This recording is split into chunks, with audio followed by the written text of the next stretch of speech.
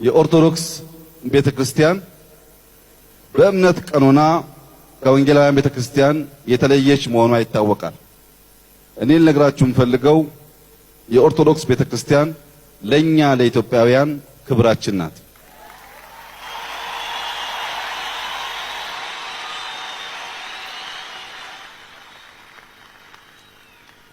በሄድንበት ሀገር ደረታችን ነፍተን 1000 ዓመት የቆየ ቸርች አለን እንላለን።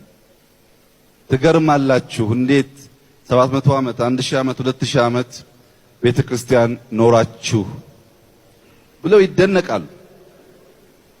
እኛ ግን እዚያ አናከብራትን ብቻ ሳይሆን የፖለቲካ አጀንዳችን የዘር አጀንዳችን መጠቀሚያ እናረጋታለን። ፕሮቴስታንት እምነት ተከታዮች ኦርቶዶክስን ማክበርና መውደድ የምርጫ ጉዳይ ሳይሆን ግዴታችሁ ነው።